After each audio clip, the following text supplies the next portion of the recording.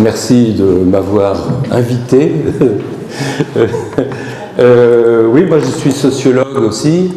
En fait, moi j'ai commencé, je ne vais pas raconter ma vie, mais j'ai commencé comme sociologue, on va dire, indépendant, c'est-à-dire précaire. Ensuite, j'ai passé 40 ans au CNRS et maintenant je continue mes activités de chercheur. Voilà, chercheur-acteur aussi. Dans les labos, si on veut faire un débat disciplinaire en lien avec l'Université de Lille, j'ai fait à peu près tous les laboratoires de sciences sociales.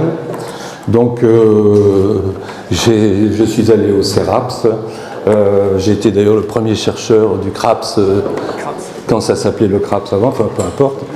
J'ai été chez les sociologues et les économistes, et j'ai terminé en étant chez les gestionnaires et les économistes. Et puis, je me suis aussi pas mal occupé d'une chaire universitaire en économie sociale et solidaire. Et maintenant, je suis mobilisé comme chercheur, acteur, dans un certain nombre d'associations, on va appeler ça comme ça, d'entités, de collectifs. Il y en a un que vous connaissez peut-être, qui est peut-être plus lillois centré que roubaisien, qui est Catalyste à Nice, dans lequel j'ai été amené à m'intéresser, j'en parlerai un petit peu après, sur les initiatives solidaires en commun. Et donc vous voyez que la notion de commun, de bien commun, qui est une notion politique, économique, géographique, anthropologique, tout ce qu'on veut, me semble assez importante par rapport non seulement à la recherche, mais aux expérimentations sociales et économiques dont on va parler, je pense. Bonjour à toutes et à tous, merci de l'invitation. Bruno Villalba, je suis politiste à AgroParisTech. AgroParisTech, c'est l'école qui a fait parler un peu d'elle dernièrement, avec des étudiants qui ont appelé à la désertion ou à la bifurcation. Et parmi ces étudiants, il y en a pas mal qui venaient de la formation que j'encadre avec une collègue qui s'appelle Cécile Blatrix. Ce qui nous a pas tellement rendu populaires au sein de l'école, parce qu'ils sont considérés qu'on formait des militants et pas des ingénieurs pur sucre. Bref. Et donc l'idée, c'est, mes travaux, ça porte plutôt sur la conciliation entre les contraintes écologiques, notamment les crises écologiques majeures qu'on vit actuellement, et le principe de la démocratie tel qu'il a été construit pendant des décennies. Et donc c'est un peu cette conciliation que j'interroge, et notamment on avait travaillé avec l'UPC sur un programme de Roubaix en transition, où on avait essayé de voir un petit peu comment on pouvait concilier l'urgence sociale et puis l'urgence écologique, et les choses ne sont pas évidentes comme on verra tout à l'heure. Merci. Une explication rapide, pourquoi il y a 3 personnes alors que sur le programme il y avait 2 personnes. Eh ben, c'est un malentendu qui fait que finalement il y a 3 personnes. Ceux qui veulent en savoir plus viennent me voir à la fin de la réunion. C'est pas un malentendu, c'est un mal écrit.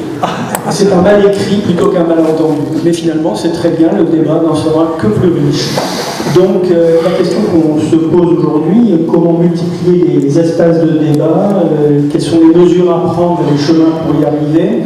On a parlé à l'instant de pouvoir d'agir, de commun, de conciliation de ça avec les enjeux du moment, puisqu'en fait, avant on était plus sur des questions d'aménagement, des questions sociales qui ne prenaient pas en compte automatiquement tous les nouveaux enjeux environnementaux. Aujourd'hui, on voit bien que c'est autour de ça que ça commence à tourner. Je vais laisser la parole 10 minutes à chacun d'entre vous pour expliquer un peu l'état de ces recherches et comment on fait pour essayer de recréer de la prise de décision commune, recréer la possibilité pour les citoyens de prendre part à la transformation de leur cité, puisque c'est bien une transformation aussi dont il est question actuellement. Marie-Hélène. Alors, je crois qu'on est dans une situation aujourd'hui un peu paradoxale du point de vue de la participation, où en même temps, d'un côté, il y a une très forte attente citoyenne, notamment autour des enjeux climatiques, mais pas seulement, où on observe des innovations institutionnelles dans les mouvements sociaux, avec toute une série d'expériences. Voilà, je pense aux ZAD, je pense à toute une série d'expériences collectives qui se développent localement. Il y en a plein ici à Roubaix. Et puis, donc il y a une période aussi où la question de la démocratie participative tend à s'institutionnaliser, elle est rentrée dans la loi d'une certaine façon, elle devient aussi une injonction. Et puis de l'autre côté, un certain nombre de rendez-vous manqués.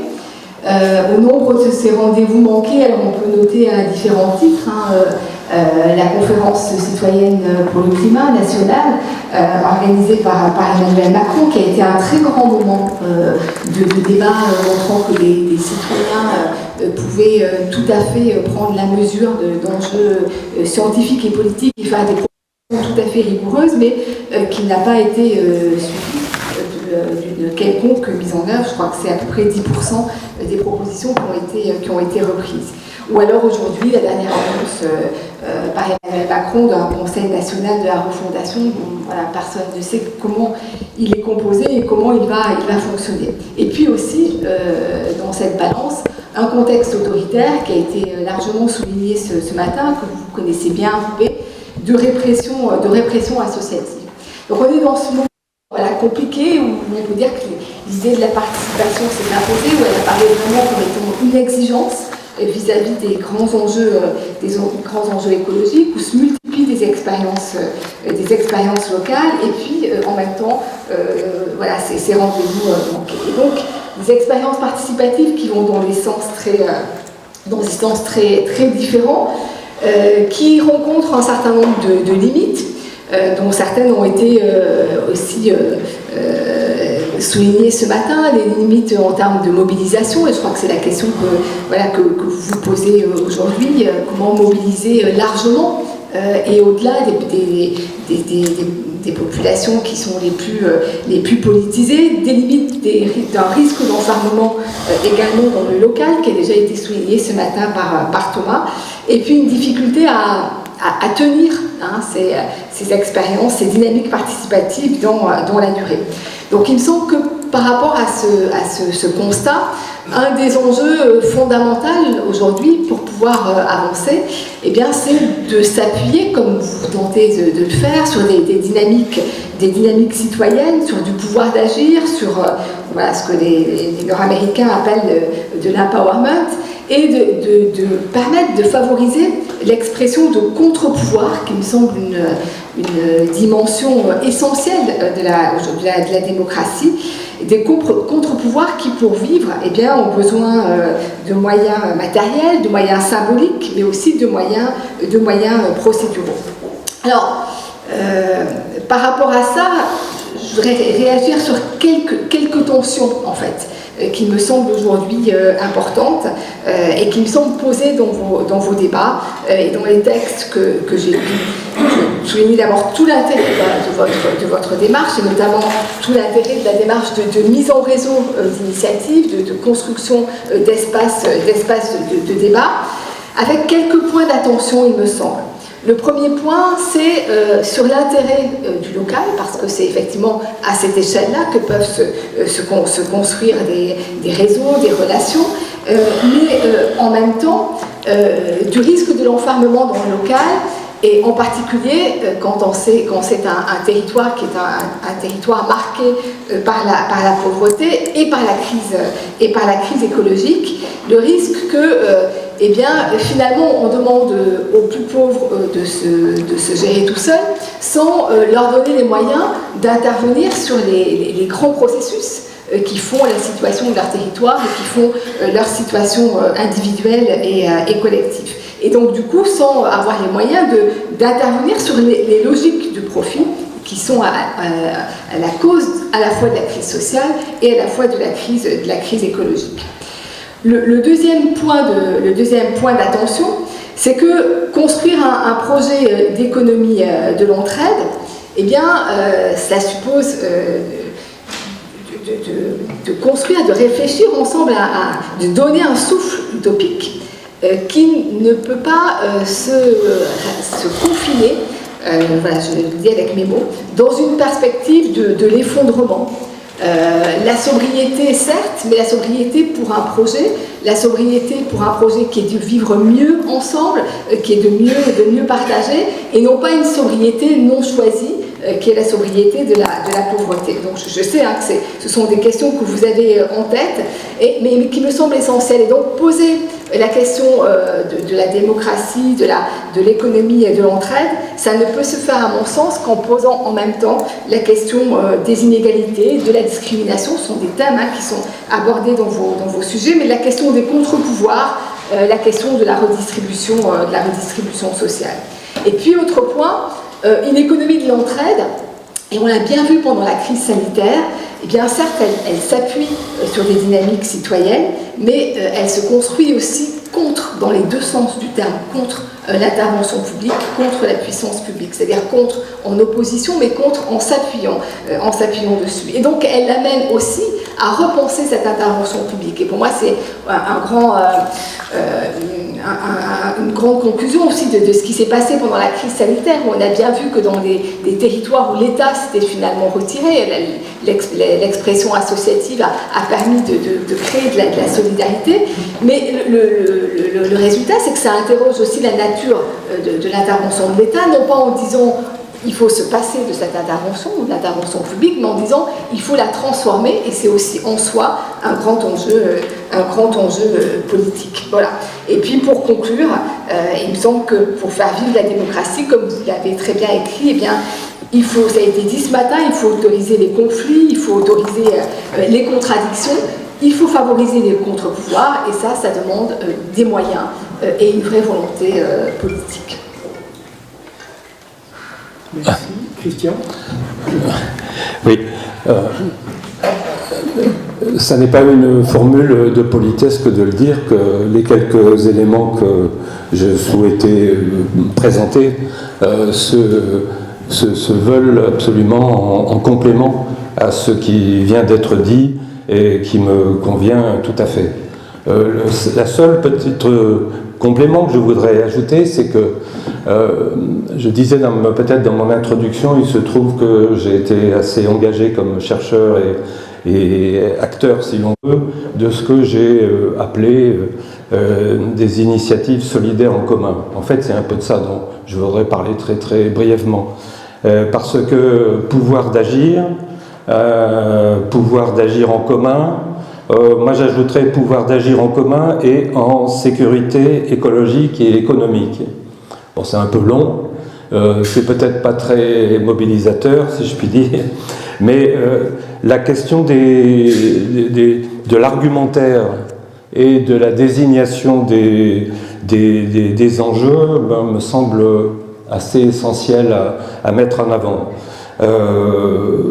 D'abord parce que pour agir, c'est aussi je ne vais pas développer ça, hein, je vais être un peu caricatural, mais c'est se former des représentations partagées dans l'action. Et donc, débattre, ce n'est pas écouter des idées bien formulées, mais aussi les mettre en pratique, pratiquer et expérimenter. Et la notion d'expérimentation, elle est très forte. Marie-Hélène évoquait la notion de tension. Moi, je la reprends à bon compte. Tension, enjeu, puisque, bien évidemment, on ne peut plus parler de lutte ou de choses comme ça. Et c'est pas que pour des mauvaises raisons, il y a aussi des bonnes raisons, bien sûr.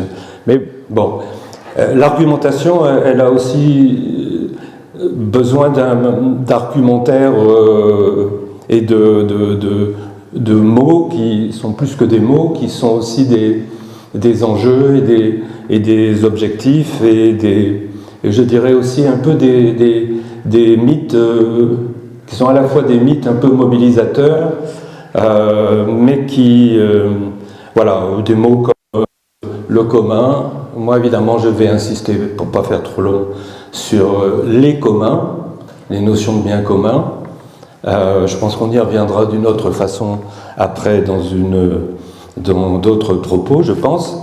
Des notions de coopération, des notions de viabilité, de sécurité écologique et économique.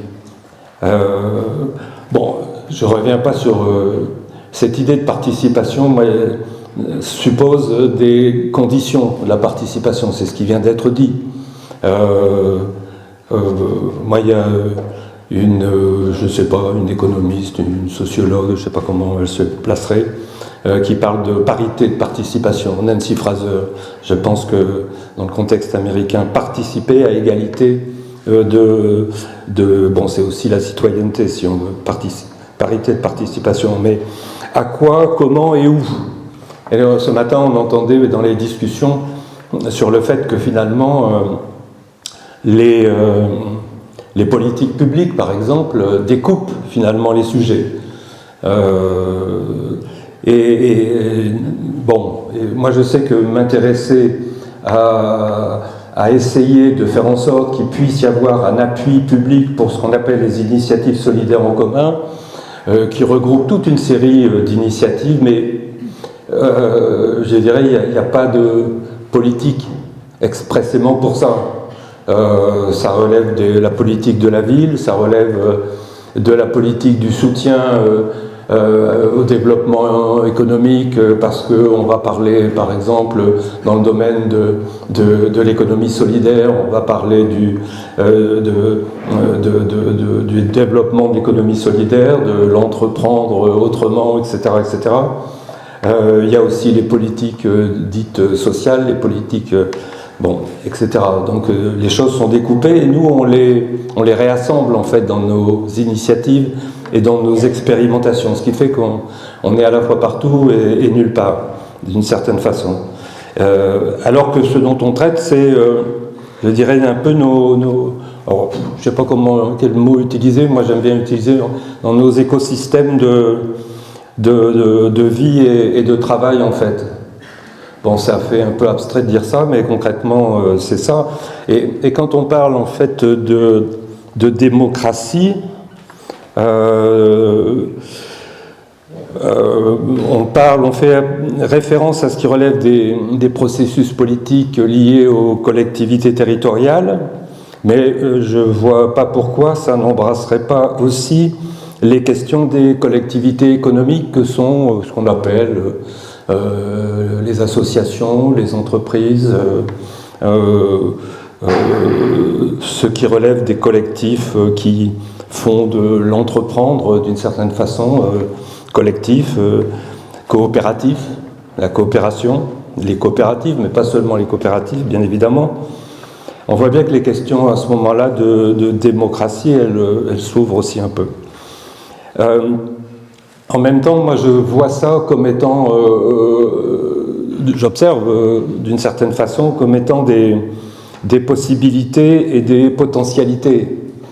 Cette notion de possible, elle est assez intéressante parce que d'une certaine façon, il y a des choses qu'on fait déjà, et je dirais l'économie de l'entraide en est un bon exemple d'une certaine façon.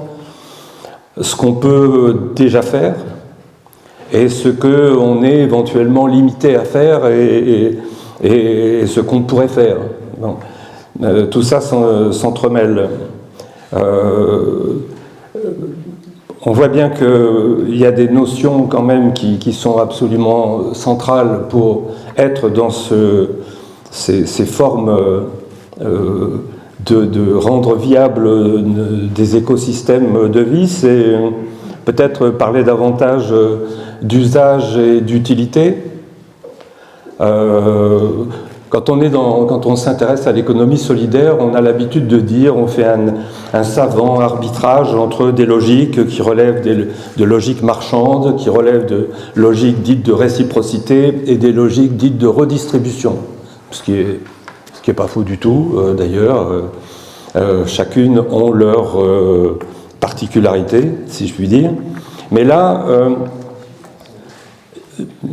C'est usage et utilité, utilité sociale finalement, dans la conception de ce qui est à faire. C'est aussi des questions d'accessibilité et de possibilités en termes d'accessibilité. Moi, je préfère dire ça, qui pose aussi la question des droits.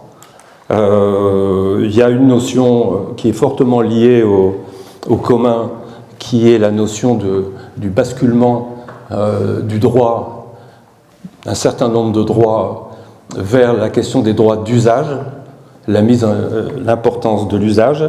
Et puis, alors, l'intérêt quand on réfléchit en se mettant dans cette perspective des communs, c'est que ça traite la question des ressources, du fait d'avoir une économie des ressources.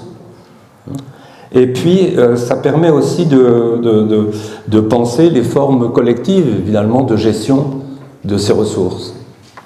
Bon, je suis un peu général en disant ça, il y a des tas d'exemples qu'on pourrait développer qui, de fait, expérimentent ces choses-là. Il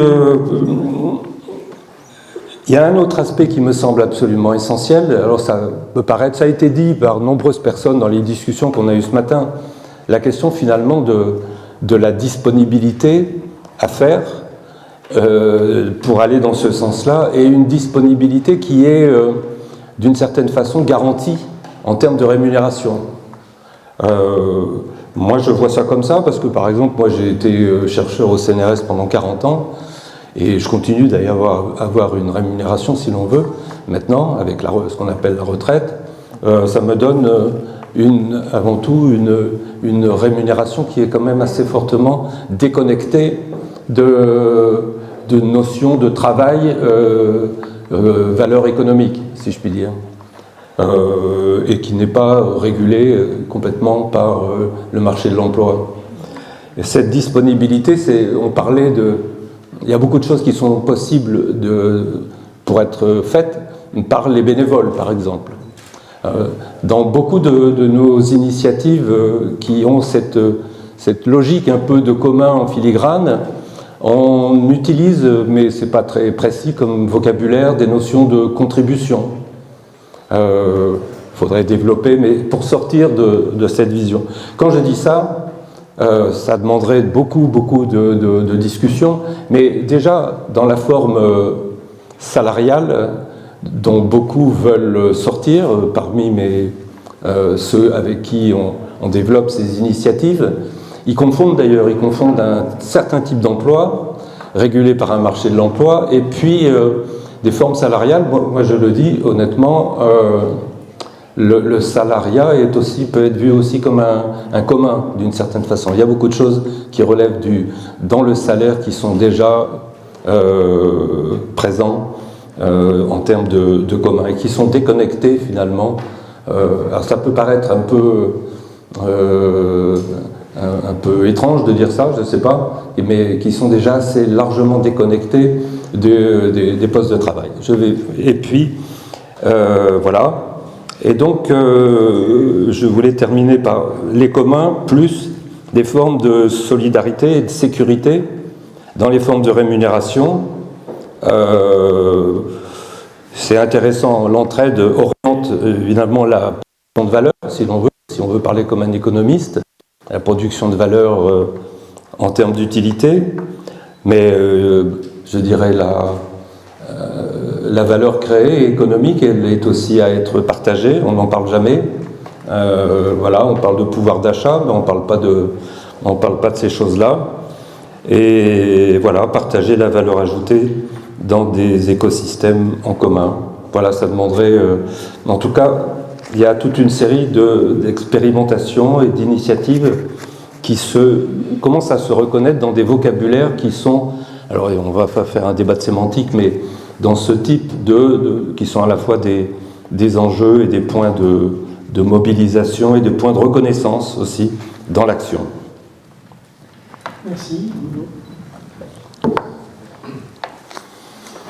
En tant que petit prof, je vais donc partir de la proposition de texte qui nous avait été soumise. Et je trouve intéressant de premier mot, l'urgence démocratique, et le dernier mot, catastrophe au pluriel. Et donc c'est un peu le filigrane des 3 points que je vais vous présenter rapidement. Alors, le premier, c'est d'accord pour débattre tous ensemble, élargir l'inclusion, les dimensions procédurales, etc., qu'on creuse tout ça, il n'y a pas de difficulté. La question, c'est de savoir dans quel contexte on débat. Si on débat, comme on l'a fait jusqu'à présent, dans une logique simplement qui vise à l'émancipation de chacun, en démocratie, c'est chacun le droit de construire son propre projet, c'est le cadre juridique qui nous le permet, le cadre économique qui facilite la chose, les droits sociaux qui accompagnent ça, etc. Donc on est dans un processus d'extension des droits individuels depuis à peu près 200 ans. Tout ça fonctionne bien à partir du moment où on considère que ce système fonctionne hors sol, c'est-à-dire que la démocratie s'est construite en dehors de sa contingence matérielle. Considérer que les richesses étaient tellement abondantes que ce n'était pas la question qu'on se posait. C'est un fameux économiste Leplé qui avait pignon sur rue au XVIIIe siècle expliqué, et quant à la nature, elle est tellement abondante, on n'a pas à se préoccuper de ça. Et puis si on n'en avait plus assez chez nous, on allait la prendre là où elle était, cette richesse matérielle. Et donc on a dissocié complètement la conception de la démocratie, de la citoyenneté, indépendamment de son ancrage matériel. Vraiment des conditions matérielles de sa vie. Et ce qui est intéressant quand on regarde le contexte de l'urgence démocratique, c'est qu'elle se construit surtout dans le cadre plus global de l'urgence écologique. Autrement dit, cette dissociation qu'on a construite effectivement pendant 200 ans, eh bien aujourd'hui elle ne fonctionne plus. Donc continuer à raisonner dans un cadre démocratique de ce que l'on souhaiterait faire indépendamment de ce qui est réalisable, eh bien c'est tout à fait impossible. Enfin, ça n'est plus matériellement impossible, surtout si on est 8 milliards d'habitants et qu'on considère qu'il est éthiquement juste que la moitié de la population mondiale regagne à peu près le niveau de confort de vie de la population française en moyenne. Bien évidemment, il y a des disparités que chacun connaît. Donc cette emprise matérielle, elle est extrêmement intéressante parce que finalement, elle voit comment de plus en plus ça interroge sur nos finalités démocratiques. L'émancipation des individus, j'ai la possibilité de construire mon destin comme je le veux, très bien. À partir du moment où j'ai moins de ressources, comment je le fais? Et si je dois négocier ces ressources-là avec les autres, les générations futures et les générations présentes, eh bien vous voyez que ce cadre-là encore se rétrécit. Donc c'est débattre, ok, sans se battre, pourquoi pas, et encore la démocratie c'est le conflit, il ne faut pas l'oublier, et si on se bat, mais à partir de quoi, dans quel cadre on va se battre? Vous vous souvenez, Michel Serres, c'est un philosophe, je dis vous vous souvenez, c'est vraiment un truc de Tintello, là, comme si tout le monde avait la même truc, les mêmes culture. Michel Serres fait paraître un très beau livre qui s'appelle Le contrat naturel. Et il choisit comme couverture un dessin de Goya. Et on voit 2 types qui sont en train de se battre à mort et ils s'enfoncent dans les sables mouvants. Et Goya dit, voilà, c'est ça notre situation.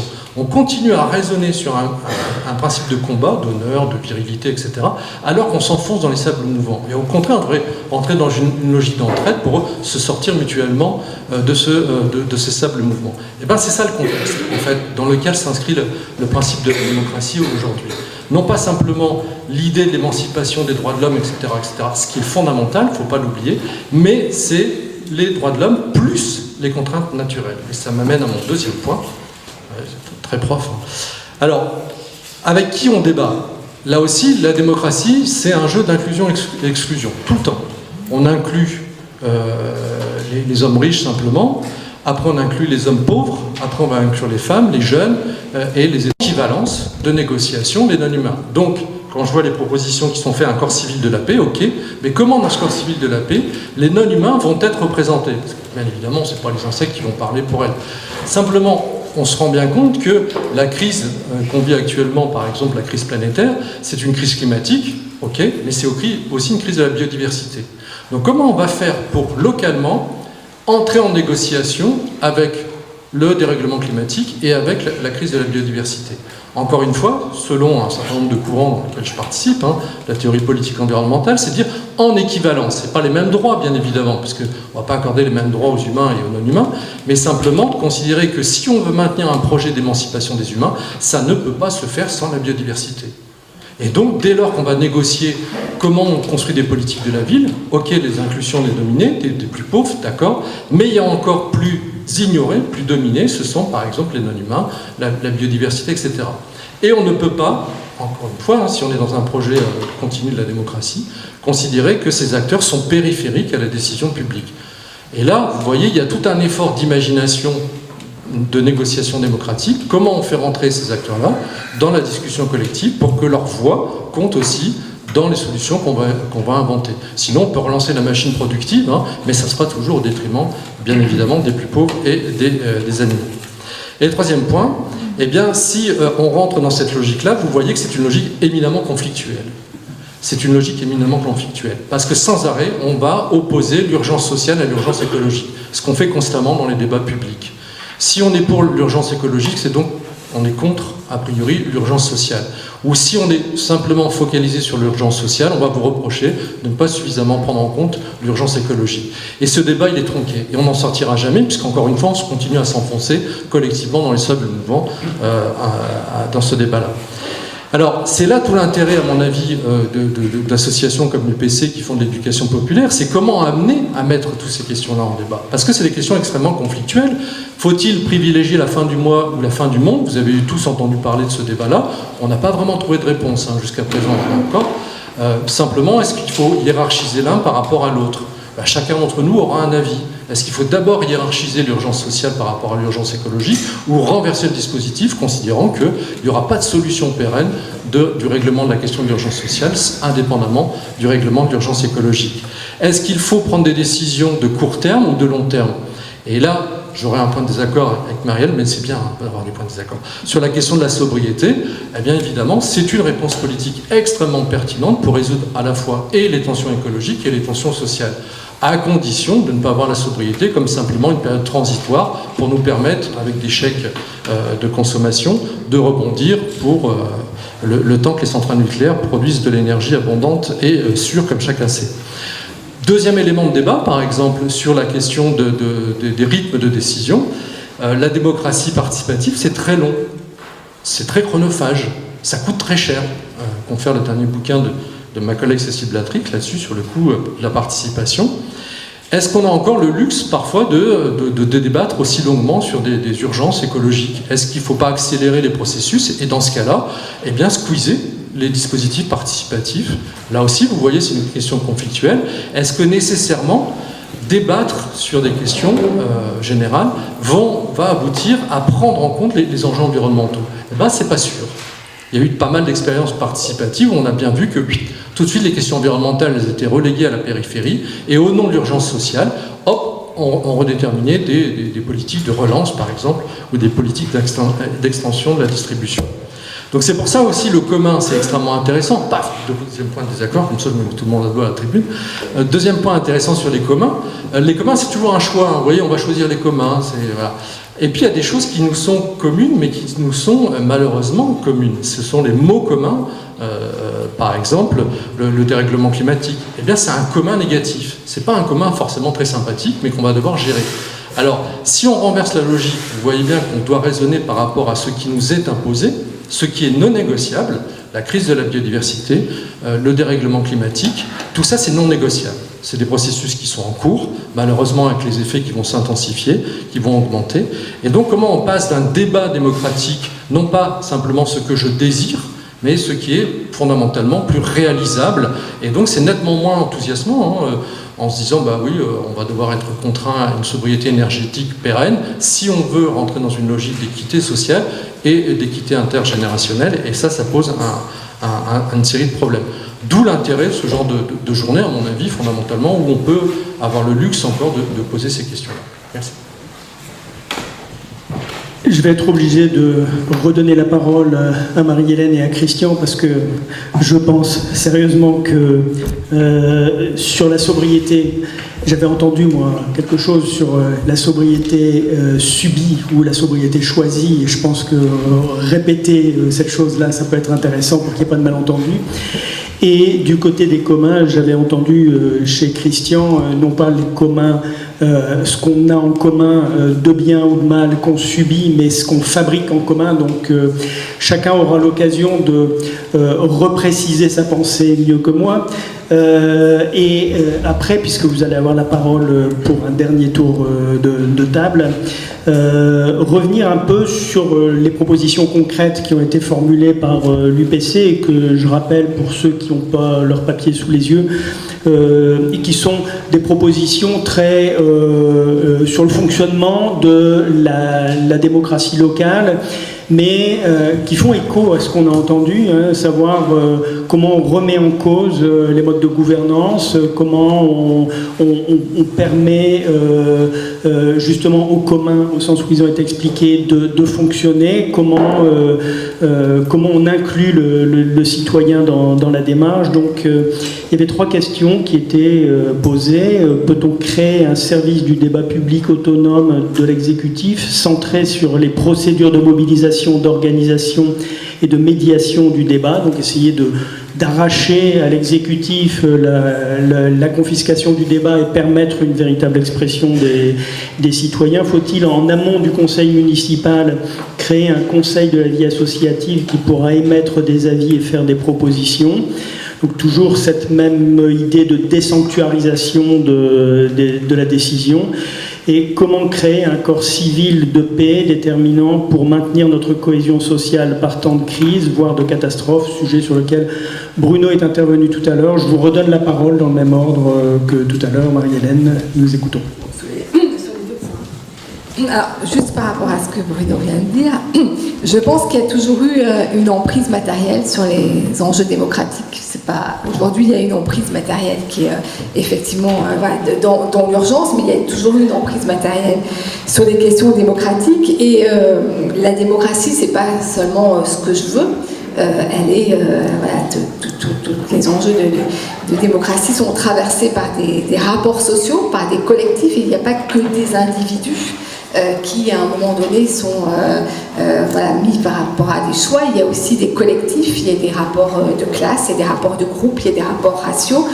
Et donc, ça me semble très réducteur de rabattre ça sur les individus, parce que ça fait disparaître des enjeux qui sont fondamentaux. Oui, il y a urgence, et oui, effectivement, ce sont des questions qui ne sont pas négociables, mais on peut très bien envisager qu'un certain nombre de solutions soient trouvées à l'urgence climatique et qu'elles se fassent tout simplement au profit des plus riches. Et c'est ce qui est en train aujourd'hui de se faire.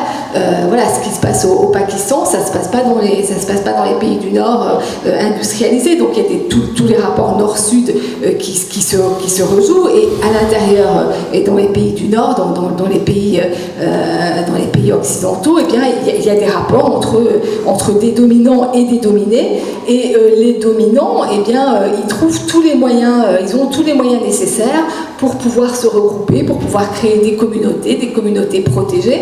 Et il y a bien cet enjeu-là qui est totalement articulé avec la question écologique, et qui n'est pas un enjeu individuel.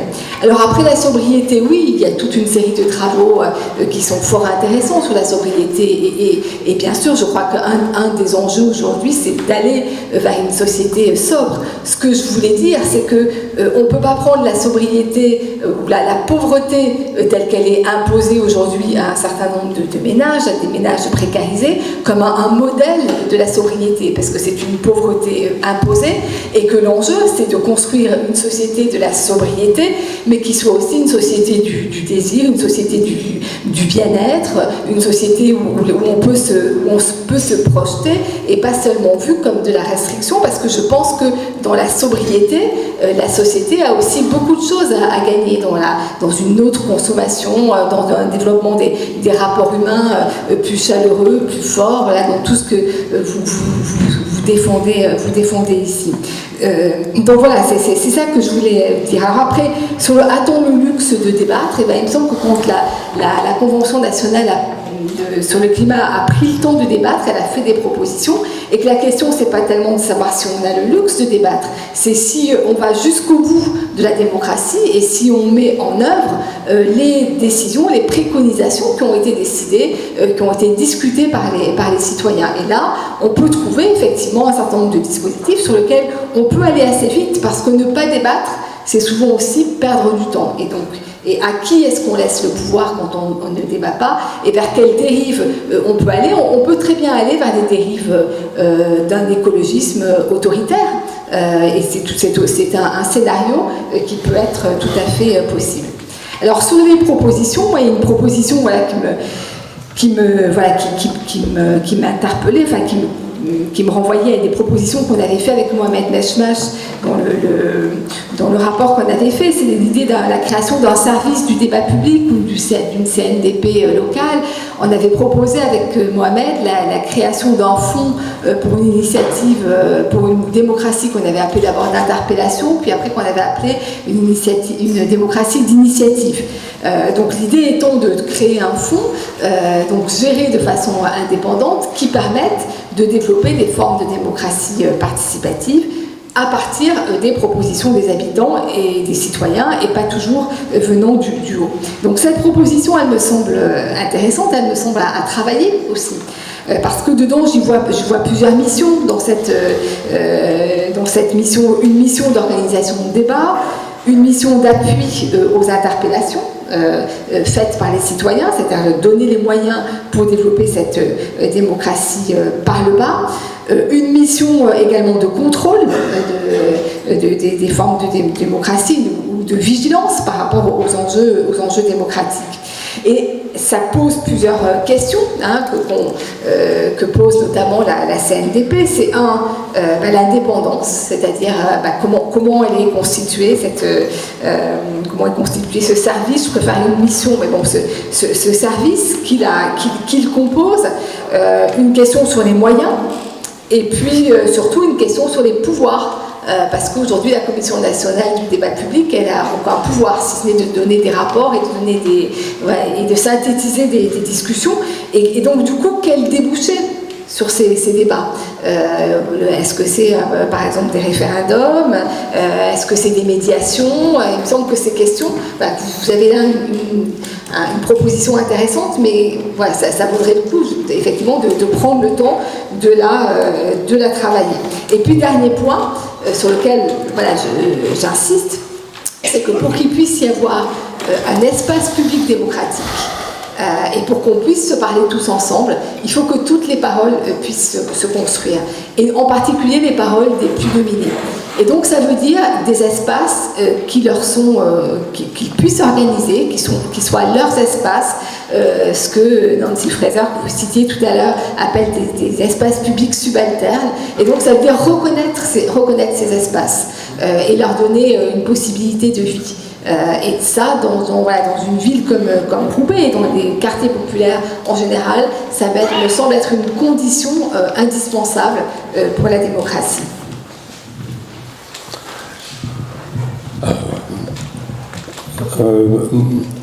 Moi, je voudrais peut-être juste répondre, je ne veux pas faire un débat sur les communs, mais sur les critiques qui semblaient être apportées, les critiques, c'est des réflexions, parce que franchement, on n'en est pas à avoir des choses toutes faites sur le sujet. N'empêche que je trouvais intéressant, lorsqu'on est dans une perspective d'économie de l'entraide, je dirais de construire un peu, je ne veux pas dire une espèce d'économie politique plus argumentée et plus convaincante et plus mobilisatrice en fait, en y ajoutant ces notions de commun et peut-être de coopération. Et alors, évidemment, si on assimile ces notions de commun à simplement partager des ressources, et évidemment, on peut tomber dans des choses qui n'ont rien à voir avec quelque chose qui se rapprocherait de l'entraide, de la solidarité, comment dirais-je, de la coopération, etc. Bruno Villalba parlait même de commun négatif. Je suis évidemment tout à fait d'accord avec lui. Et notamment, il faut quand même s'interroger sur le fait qu'il y a une espèce de compatibilité bizarre et en tension, en discussion peut-être d'ailleurs, entre ces notions de commun et d'autres formes de valorisation économique. Si on prend enfin, je ne vais pas développer cet aspect-là, mais vous voyez que parfois il y a comment appeler ça, des configurations étranges, parfois, de compatibilité, y compris dans les discours sur les communs, avec des gens qui finalement se mettent plus ou moins sans le savoir, par exemple, en mettant en cause soit par ailleurs les corps intermédiaires dont on a parlé dans la discussion, enfin dans mon groupe en tout cas, et puis aussi des formes d'économie qui y voient l'intervention publique comme étant des obstacles à finalement quelque chose qui est une forme tout à fait néolibérale qui pourrait à la limite être compatible avec un certain type de vocabulaire sur les communs. Donc, évidemment, il y a des choses à construire dans l'argumentaire, mais en même temps, ça donne aussi des possibilités, des potentialités de choses qui relèvent aussi de logique collective, autonome dans le sens... il y avait des vieux termes qu'on utilisait... dans le temps qui n'ont plus cours, des logiques un peu autogestionnaires. Voilà, ceci dit, ça n'évacue pas du tout les questions que posait Bruno Villalba du fait que dans le rapport aux ressources, effectivement, et à la façon dont on crée de la valeur, on peut avoir des logiques très très différentes. Et c'est là où, effectivement, il y a vraiment des choses à construire dans une certaine tension. Je ne pense pas, effectivement, le conflit, surtout si on parle en termes d'approche un peu écosystémique, eh bien, il y a effectivement des aspects de tension et de différentes formes. Voilà, il faudrait en parler plus avant. Oui, je vois, en parler plus avant sur les... Là, ma remarque était peut-être portée plus sur l'argumentation plus complète de ce qui relève d'une économie de l'entraide et je dirais d'une société de l'entraide en même temps, parce que bien évidemment, les choses ne sont pas isolées. Voilà, l'économie de l'entraide, elle ne peut pas se vivre comme étant l'économie sectorisée, marginalisée. Je veux dire, on ne va pas faire des réserves d'Indiens, quoi. Je veux dire, pour être un peu provocateur. Oui, en fait, on a plus des désaccords ouverts que des oppositions fondamentales sur ce qui pourrait être fait. On n'a pas forcément les mêmes priorités, les rythmes. De toute façon, on sera obligé de débattre. Donc, alors, sur les... Là aussi, pareil, un petit prof, je vais tenter de... Je ne suis pas du tout un expert des dispositifs procéduraux d'inclusion, etc. Mais par rapport aux trois propositions qui sont faites, il y a une série d'éléments. Les expérimentations de transition écologique qui fonctionnent plutôt bien, c'est toujours des expérimentations qui sont dans une coopération avec les institutions politiques locales.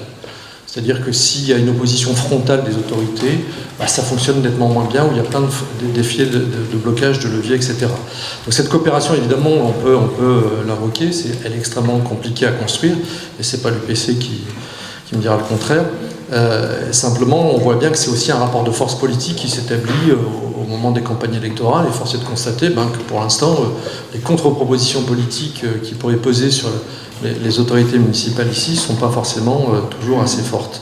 Donc là, il y a un jeu de la négociation, mais je pense aussi que l'inscription territoriale de plus en plus forte des contraintes écologiques vont amener les autorités politiques à bouger.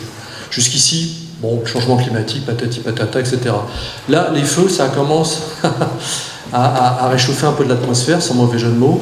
Le retrait de côte sur un certain nombre de communes du littoral oblige les élus locaux à se dire ben oui, effectivement, peut-être revoir le plan d'urbanisme, peut-être revoir les titres de propriété, etc. Donc il y a vraiment une inscription sur le territoire de ces enjeux-là qui peut amener au fait que les contre-propositions que portent par exemple l'UPC et d'autres acteurs ici présents eh bien, vont devenir de plus en plus audibles parce qu'effectivement, c'est plus du fantasme, du délire de militants écolos plus ou moins utopiques.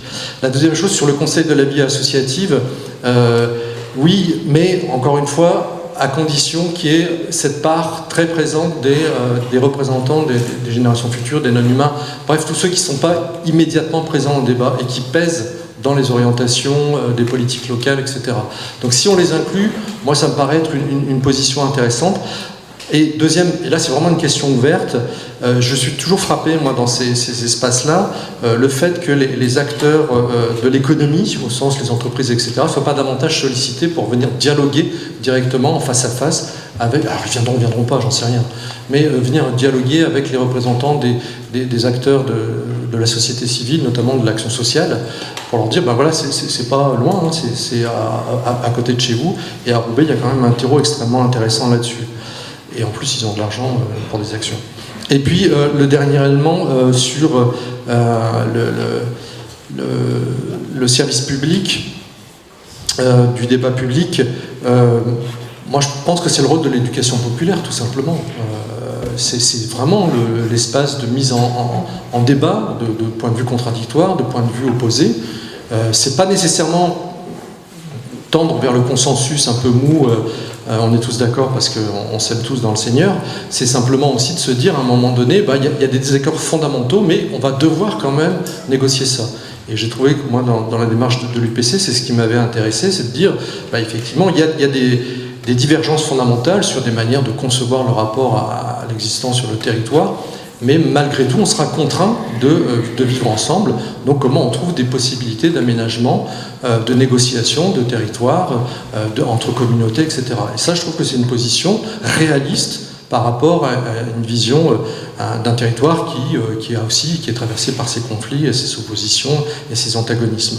Donc je pense que ces propositions sont extrêmement intéressantes à condition qu'elles ne sous-estiment pas l'inertie aussi des acteurs qui n'ont pas forcément envie de voir une autre institution, un autre acteur venir débattre dans leur terrain, et puis aussi la capacité des habitants, des vrais gens, entre guillemets, à se saisir de ces questions-là, ce qui n'est pas toujours évident, puisqu'il y a ici beaucoup de gens qui travaillent depuis des années dans ces questions-là, et Dieu sait que c'est compliqué à construire.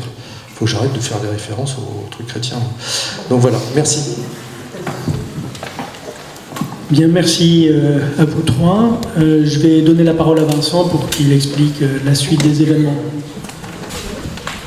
Ouais, la suite des événements, donc on va se mettre en petits groupes tout de suite pour pouvoir avoir un temps d'échange et vraiment de pouvoir réfléchir à cette question de la démocratie dans notre ville, ici à Roubaix, et comment vous percevez ce qui se passe à Roubaix, ce qui a été dit et les propositions qu'il y a dans le texte. Donc 1 heure, on se remet par petits groupes, on peut installer 2-3 groupes dans la cour, et il y a aussi une salle là.